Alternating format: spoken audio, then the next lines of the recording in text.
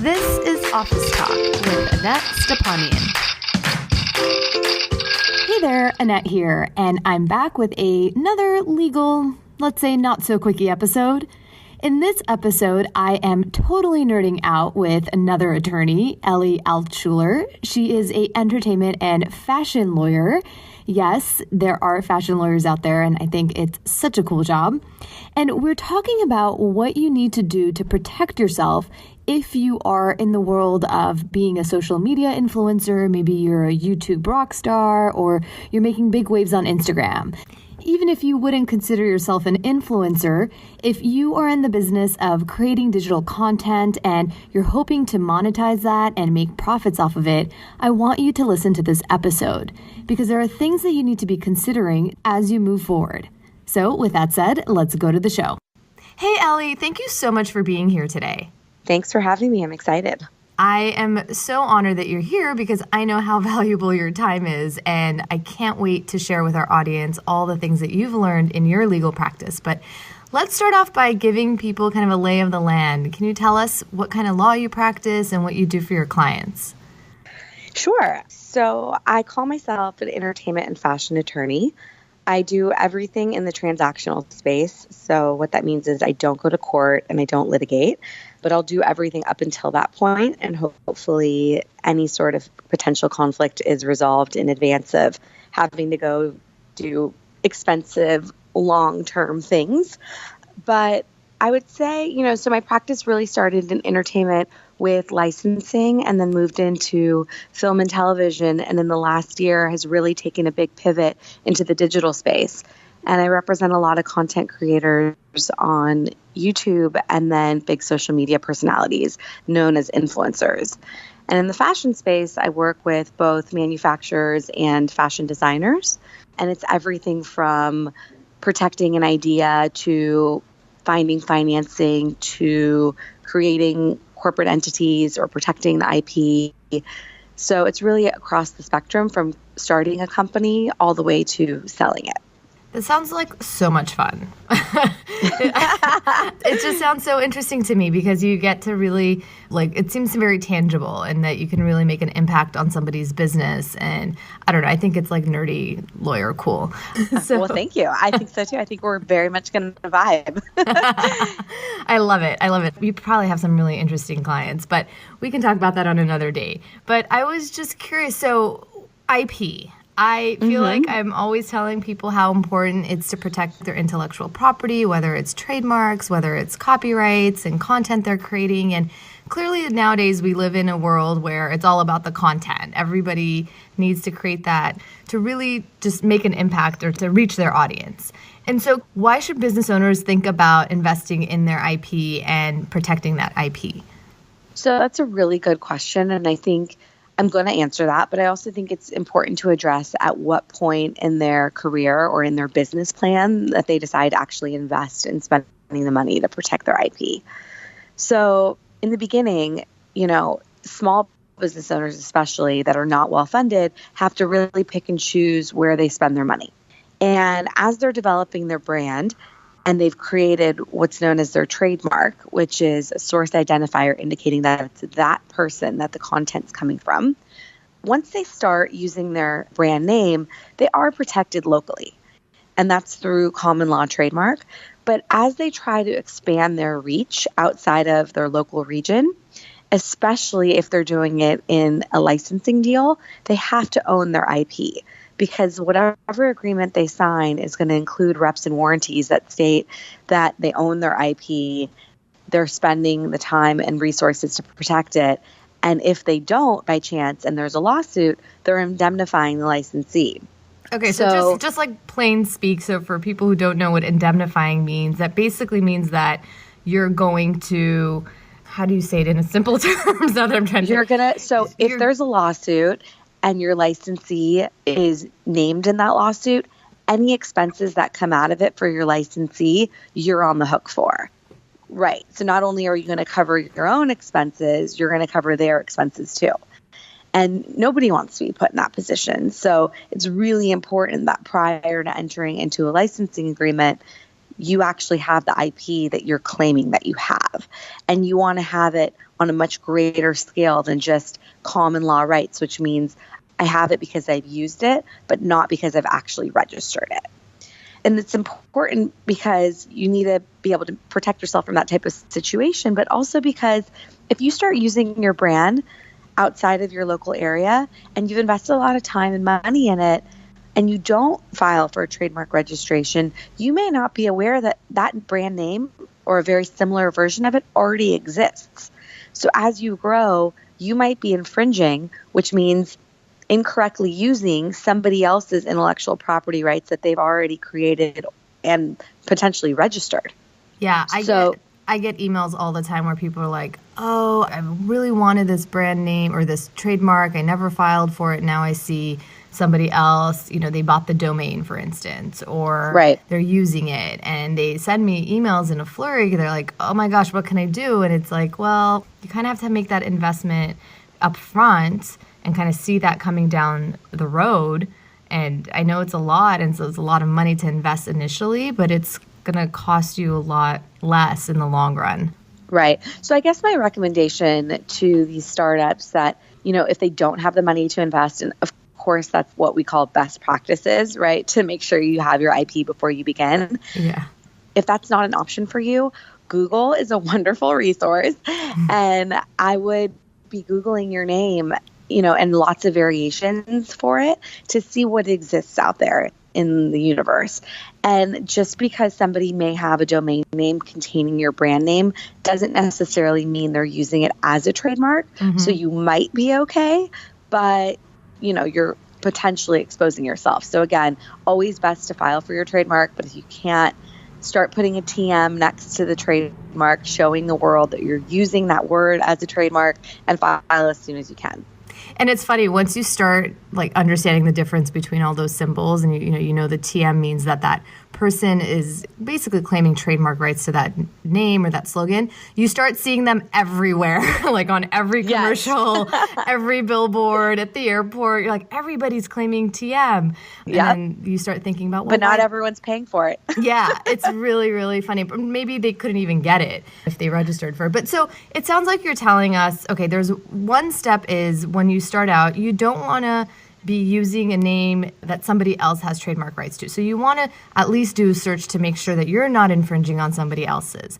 And then the second component is if you're going to be using something, assuming nobody else is using it, you're not infringing on somebody else, that you want to protect it or get that insurance, essentially. That's how I like to think about it, and register it so that in the future, somebody else won't be using your mark without your permission, essentially. That's exactly right. And you can take it even a step further. So you asked me what I do for my clients, and to bring this back full circle, it's protect and build, right? So if you protect your name, then you can use your trademark to build your brand. One way is through licensing. And once you have your trademark, the other thing that you can do is if somebody's infringing on you, you can hold up your trademark and say, hey, I have these rights. You can't use my name or something really similar.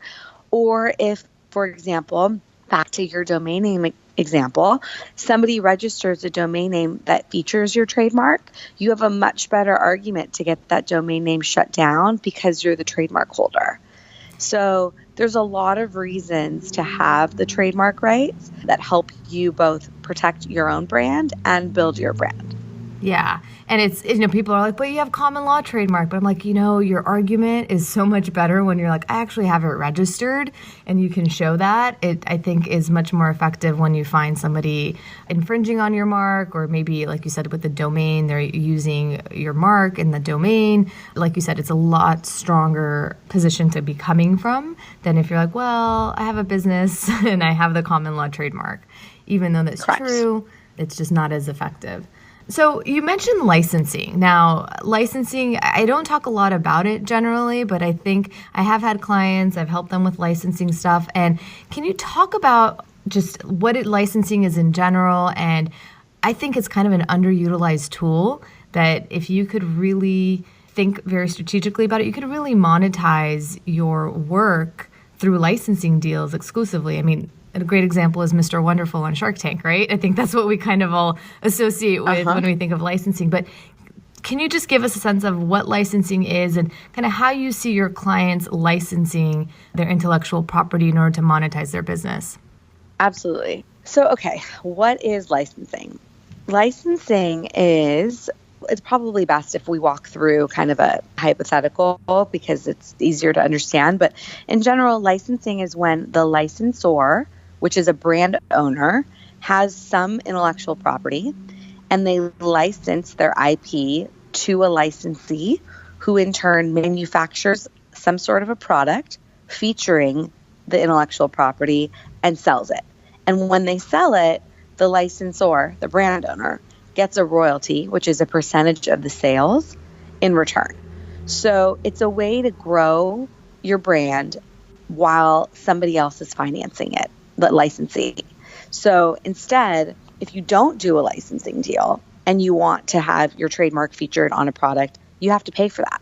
So if we're talking about the cost of even registering a trademark, there's no way that a trademark owner that's not well financed can grow their business into other product categories by paying for it. And so what they do is they use licensing, like you said, as a tool to grow their business at someone else's expense.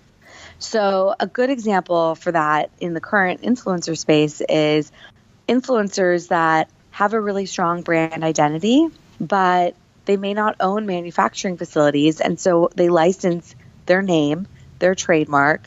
They may license some designs that they've created or their logo to a company that then manufactures either apparel or cosmetics or paper goods, whatever the case may be. And then they distribute those products and the influencers get a percentage of the deal. Okay, so as people are entering into licensing and exploring that as an option, what are some things that they should be thinking about as they approach these deals? So one you said is you want to make sure you own your IP.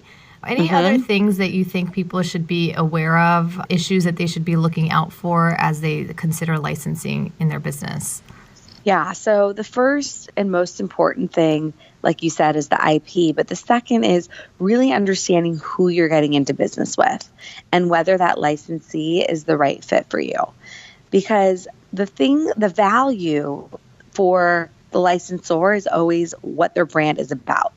And when you're trusting the licensee to take your brand and put it in a new category for you, you want to make sure that it's really representative of what your brand is about. And that can be in a lot of ways. It could be the way that the actual look and feel of the products that come out. It could be where they're manufactured and the ethical standards. It could be the quality. So you definitely want to make sure that it's in line with your own vision for your brand, because as the brand owner, it's your baby, and you want to make sure your baby is presented to the world in a way that you would want it to be.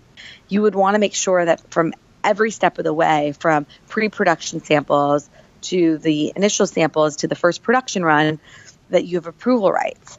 And this is all from the creative side, right? But the business terms are equally important because you don't want to be locked into a deal for a really long period of time if you're not, working well together. So you really want to examine the term, which is the length of the contract, the territory. You don't want to enter into a worldwide deal if your licensee only has relationships for distribution locally in Southern California, for example. Mm-hmm. You really want to consider whether it's an exclusive arrangement or non-exclusive. And like I just said, if their distribution is only local, then you definitely don't want to enter into an exclusive relationship because now you've said, okay, I'm only going to work with you in this product category, but they can't really reach the rest of your fan base, which may be all over the world. So there's a lot of deal points and a lot of factors that get put in, and it's hard to express in just this one call every single deal point that needs to be addressed. But I would say it's incredibly important to have strong approval rights and to have a strong termination provision. And the reason being is you want to be able to get out of the deal if it's not working for you.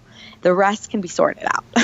Yeah, I always say contracts are just like dating, and sometimes you just need to break up with somebody. And oftentimes, unfortunately, in contracts, people overlook that termination clause as to how they can get out of it. They usually will say like how a client can get out of it.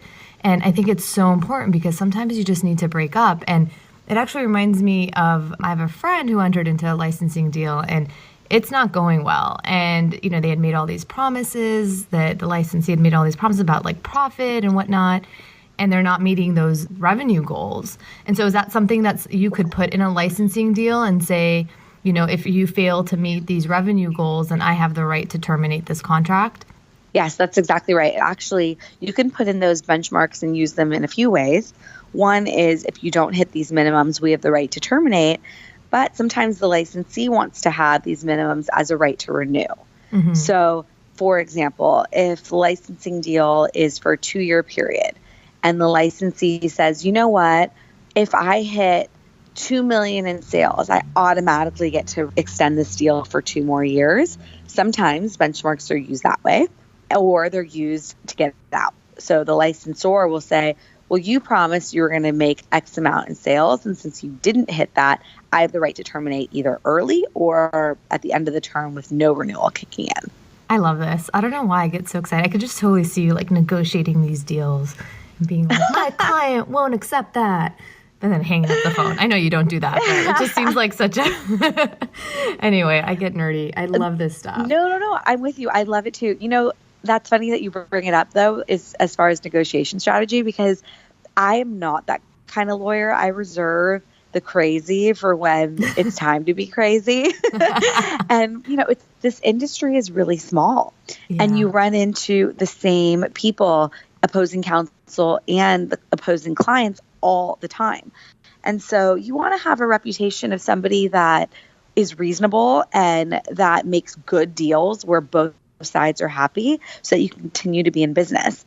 There's nothing like having a reputation of, well, that lawyer kills every deal, because there's no point in hiring you, right? No business gets done and nobody wins. So again, it's always, you definitely want to protect your client. You definitely want to plan for the worst and anticipate a breakup, but you also want to go into it with, okay, well, how do we make this relationship work? And so I think the approach matters a lot.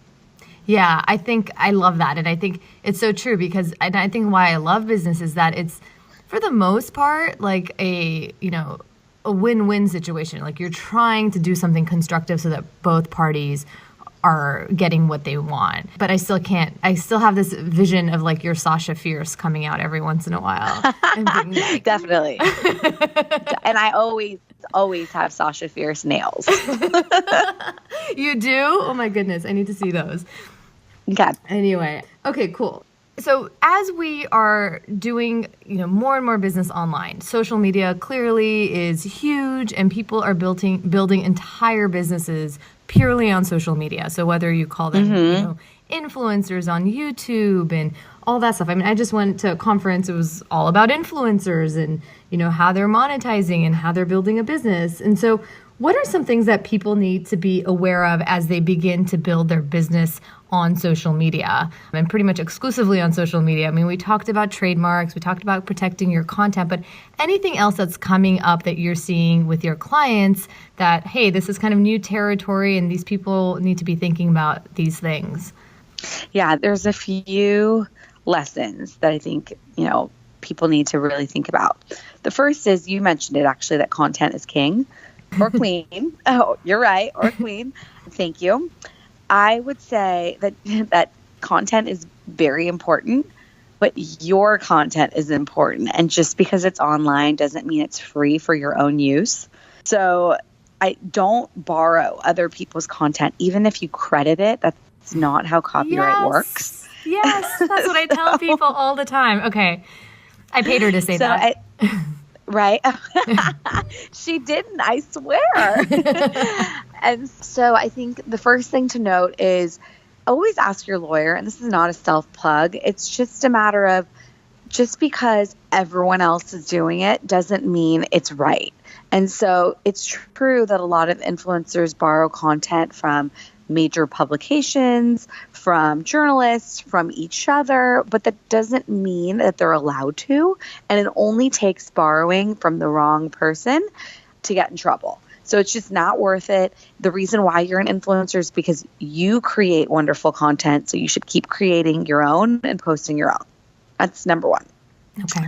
Number two is there's a lot of bartering going on between influencers and brands.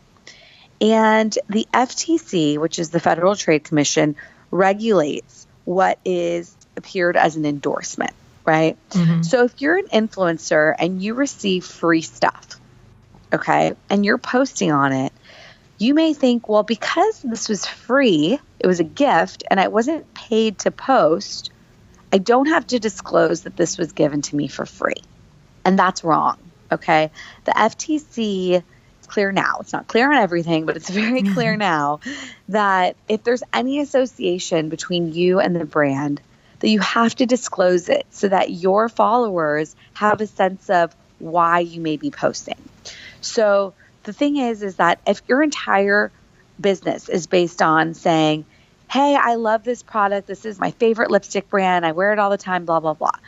And if you're getting paid or you're getting free product to say that, your followers may or may not give it the same credibility as if you had no connection with the brand and you were truly just speaking about your favorites.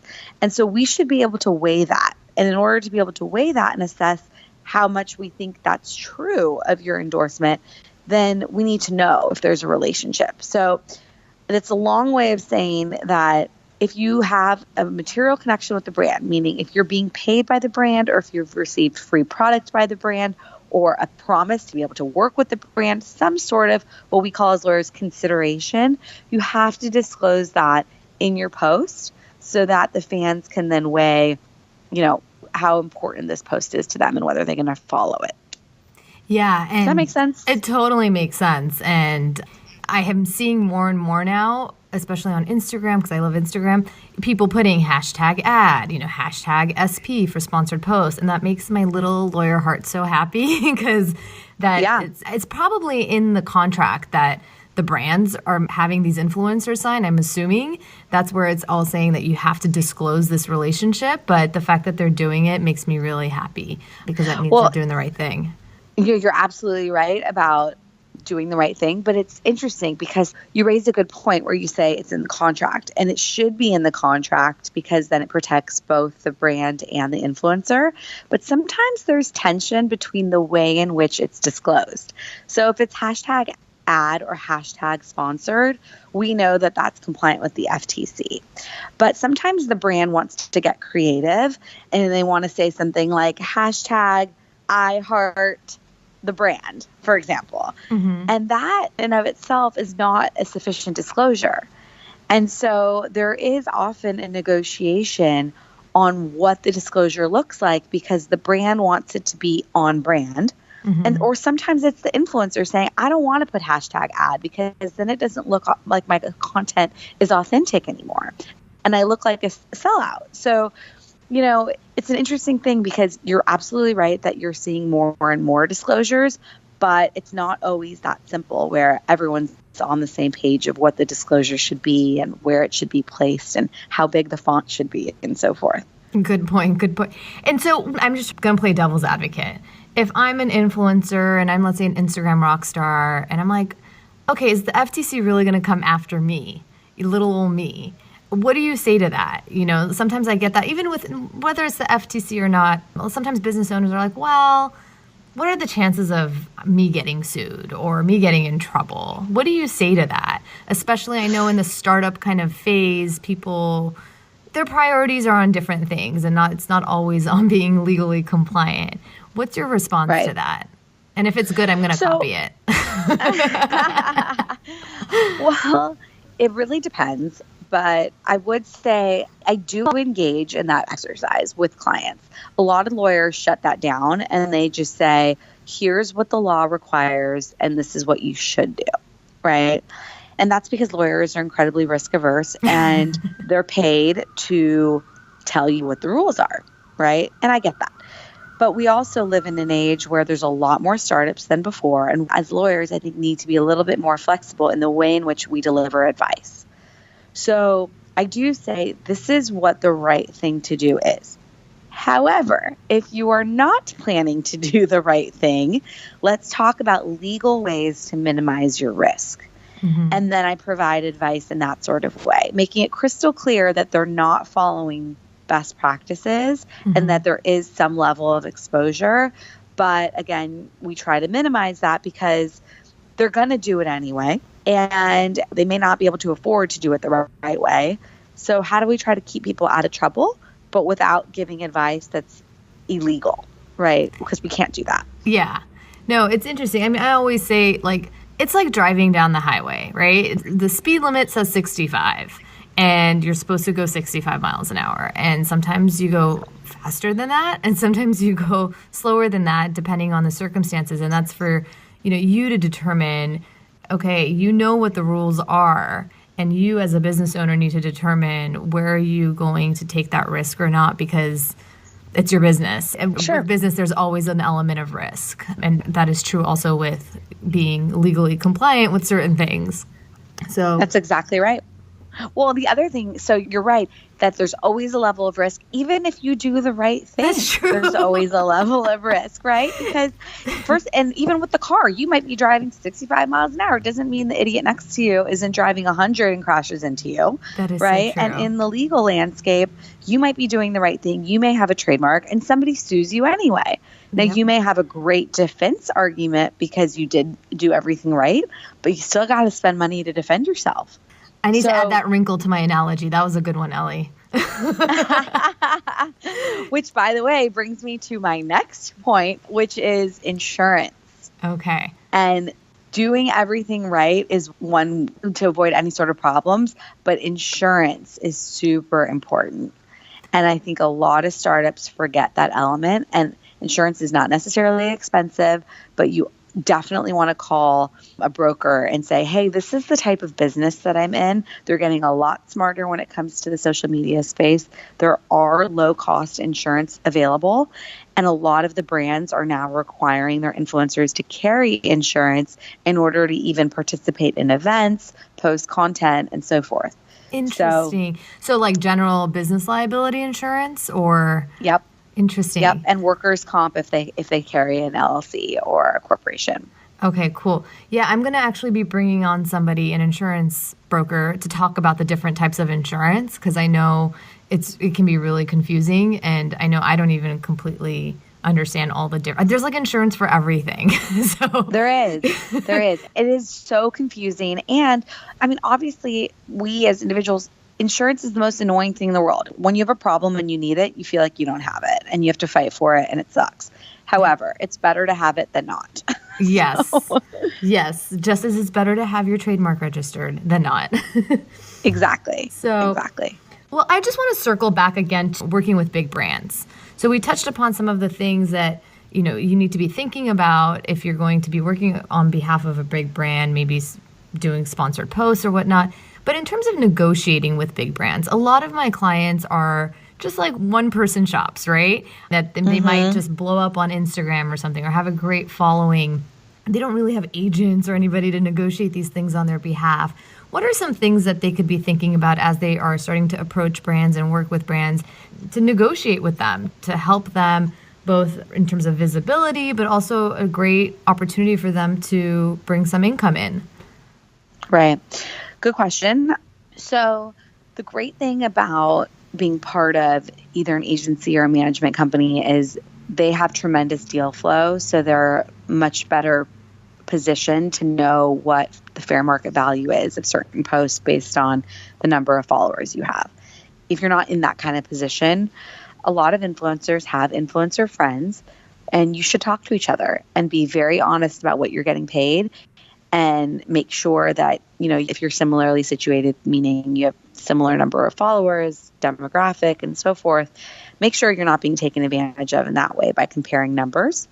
Even though I'm not suggesting that you break confidentiality, but there are ways to have conversation to kind of get an idea of what people are getting paid. I always say that you want to limit the brand's usage rights as much as possible.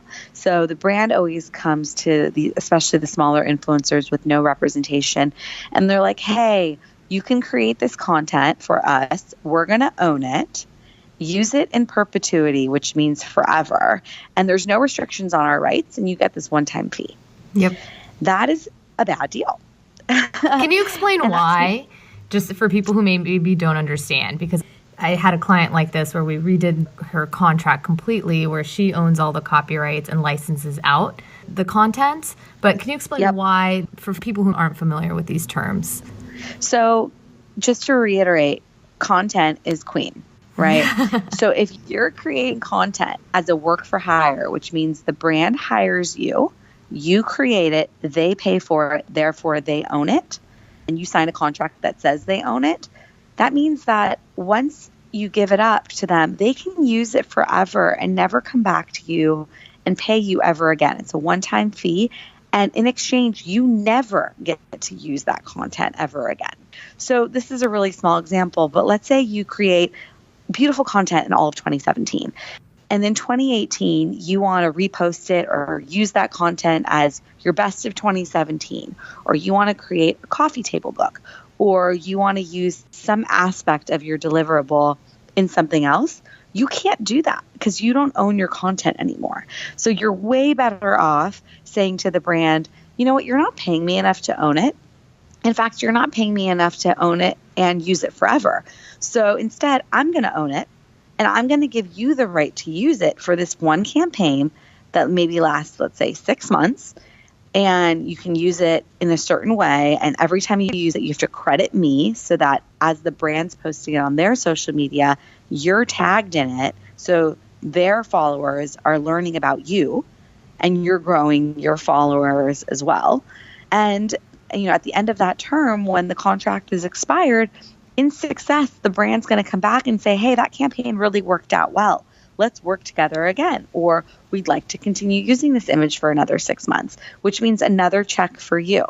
So you want to make sure that you own it so you can control the negotiation, the initial negotiation and subsequent negotiations, and your own usage of the content you create after the term of the initial agreement expires. Yep. Everything she said. Copy, paste. Done. I love it. Yeah, I think it's true. And I do see people getting really savvy nowadays. They're understanding these rights, understanding that they can negotiate, they can bargain. And I think it starts from there to know that. I know it's really exciting when a big brand comes to you and wants to work with you and you're like, I'll give you everything for free, but you have to start thinking like a business owner and really start thinking like, okay, well, what's in it for me other than the fact that I could say I worked with a brand like that, and think about the long game. What does that mean? What are the consequences of doing this partnership? What is that going to impact me in the long term? So I wish you could see me nodding my head right now. We're like, yeah, with your fancy nails, your Sasha Fierce nails. Yes. And just to add on to that, the thing is, when you're negotiating, you always want to come from a place of, I know my value and I'm going to negotiate. If you come from a place of, oh my gosh, I'm so lucky that the brand chose me, which you might be that early on in your career, and that might be the right attitude. But more likely than not, the brand is coming to you because there is something of value that you offer. And so you really got to dig deep and say, okay, what is it that I have that's valuable? And how am I monetizing that, as opposed to how am I giving it away? Mm-hmm. Amen, girl. Amen to that. Yeah, and I think a lot of it, that's why I'm so passionate about people having a basic understanding of the law, because whether you like it or not, it intersects everything that we do. And I just don't want people to go into these situations where they don't understand, well, what is a copyright? Who actually owns it? How can you transfer it or assign it? Just those basic things can be very, very helpful when you're approached in these situations. So you're not like a deer caught in the headlights, kind of like, I don't know what's going on. These are scary. Let me just give them everything. Yeah, I'll just sign right here. Yeah. And so one question I have also is kind of in this realm is, I have a lot of people who come to me, they'll be maybe product makers. So maybe they are a graphic designer and they sell prints on Etsy or whatever it is. And they come up with this very original design in their minds. Maybe it is original. Who knows if there's anything such as an original idea anymore. But they come up with a design, and then all of a sudden they find their design on somebody else's Etsy shop, maybe just slightly tweaked. And then they're like, wait, I thought I owned the copyright to this. I thought this was my original work and people couldn't copy it. And now I see whether it's another Etsy seller or maybe sometimes bigger companies are kind of ripping off their ideas. What does somebody do in a situation like that? And I know there's this is a hypothetical, and there might be a lot of questions you want to ask, but just generally speaking, if someone feels like their work has been copied, maybe slightly tweaked, and then now being sold by another seller, whether a big brand, small brand, whatever, what do you do in a situation like that? So the very first thing you do is you copyright that work. With the Copyright Office. Okay. And not just because, yes, you created it, so you own the copyright, but you want to register the copyright because, first of all, it's cheap. Unlike a trademark, filing for a copyright's $35. There's no reason not to do it, and it's very simple. Yeah, just cut out your Starbucks budget for like a week and register your copyright. Exactly. And it affords you statutory protection. And what that means is, in the copyright statute, there's certain things that if you have it registered that are in your favor. Like, for example, if there's a willful infringement, I can't remember if it's $100,000 or $150,000 for a knowing, violation, but that's a huge number. And it's scary when you go after somebody and say, hey, by the way, this is registered. You saw this, you copied it. You might be on the hook for a lot of money. Like, let's figure this out, right? So you have a lot more leverage once you have a copyright registration, and it also allows you to recover your attorney's fees. So if you're coming out of pocket to hire a lawyer to address this situation, if it's registered, you're in a much better spot. So that's the first thing I would do. The second thing I would do is I would really assess what my ideal outcome is. Because if I see somebody is creating something kind of awesome using my work, and there's a way that we could work together, like, for example, negotiate a licensing deal where I get paid a percentage of those sales and I'm credited as either the author or the co-author or as inspired by or something, and it drives traffic back to me, it may be worth your while to use this infringement opportunity as revenue stream. Or if it's something that you're like, whoa, this is cannibalizing my business, I do not want to be associated with this. In fact, it must be taken down. Then you start the process of sending a cease and desist letter if you think that a letter would be scary enough to get them to stop, or if you think it's somebody that you're going to come across often and maybe reasonable and not have a lawyer. Sometimes even picking up the phone and saying, this is what I found. Like, let's be real. You copied it. Like, we can go down this legal road, or you can just stop now and see if you can get it resolved in a single conversation without having to spend money on legal. So what happens if you send a cease and desist letter and they don't respond, or it's not the response you want?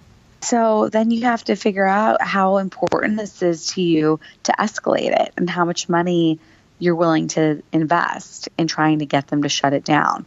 So there's a couple things that could happen. If you're on a certain website, the website may have their own ways of handling infringements. So you would always want to check the terms of use on the site, because there may be a way to report infringements where the website shuts down that other person's shop. So you don't have to get them to stop selling because they just won't have a store anymore. Mm-hmm. So that's one approach. Again, though, it doesn't mean that they're not going to have those products anymore and set up shop somewhere else. So it depends, again, on how big of a problem this is, what your ideal outcome is, and what access you have to resources in order to kind of effectuate your plan. Mm-hmm. Yeah, and I did do an episode about this where if somebody does copy your work and kind of talking about the DMCA takedown notices. So I'll link that up in the show notes if people are interested in learning more. Yeah, it's sad to see, but sometimes I hear people are like, this big box store is copying my designs. And so again, it's a tough situation to be in where it's like maybe your illustrations or your artwork. And so I find that unfortunately a lot of artists feel like well, I can't take them down, it's like they feel kind of helpless. And so they feel a little taken advantage of sometimes. I mean, there are ways that you can protect it, but I love your point about like, where do you want to put your energy? What's your desired outcome? Where do you want to focus? But having said that, moving forward, you can always take those steps like registering your copyright with the U.S. Copyright Office to get that added insurance. Yep. So one random question, I don't know if you know the answer to it, but I work with a lot of clients who create digital content. So whether they're e-courses or things like that. And there's always this concern that people are going to take the course and then distribute it, maybe copy it. Anything that you're aware of to help, whether it's technology or any other kind of strategies that people can implement to limit the unauthorized distribution of their content. I get the terms of use and all that stuff, but there's so many ways to go around that nowadays, unfortunately. Are you aware of anything? I'm not. I wish I was, but from what I know, and you actually, I'm sure you're better versed in this than me, but aren't course materials somewhat similar to like recipes in cooking in the sense that they're really difficult to protect the material itself? It's just the way in which it's explained is copyrightable, but somebody can take your same philosophies and even reword it, and that's not protectable, right? I mean, ideas you can't copyright. So I can't be the only one who has a course about basket weaving, but the way in which I do it, so the videos I create, the worksheets I create, I might have certain acronyms and analogies and things, so that the presentation of it you can protect. Correct.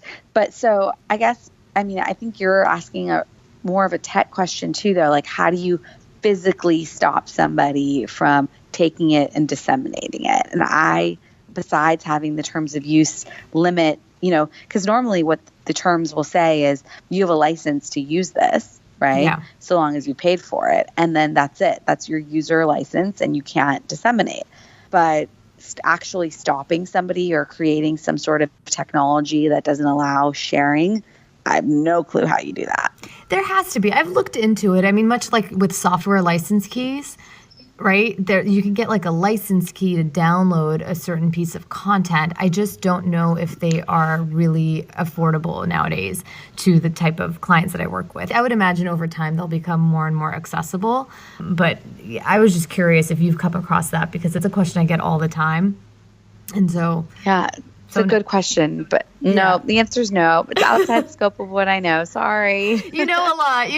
No, it just kind of ran across my mind. I was like, oh, let me ask her. But okay, well, awesome, Ellie. This was so fun. I love talking law with you. Likewise. I would love to do it again if you'll have me back one day. I would love to have you back. Maybe we can ask our listeners what else they want to know from you, because I know we've just like barely scratched the surface. I mean, you do fashion, you do food products. I know, like, there's just so much. Yeah. So we would love to have you back. Thanks. Well, just let me know and we'll set it up. Awesome, Ellie. Thank you. That was a good episode, right? What I didn't get a chance to record was the really funny conversation we had about nail art after we stopped recording. But we'll have to have Ellie back someday to help answer your other questions that you might have, whether it's about law or nail art. Now, if you want to get in touch with Ellie, I've included her link to her bio over in the show notes. Also in the show notes, you'll find links to a few other episodes that I want you to check out if you're interested in this topic of copyrights and trademarks.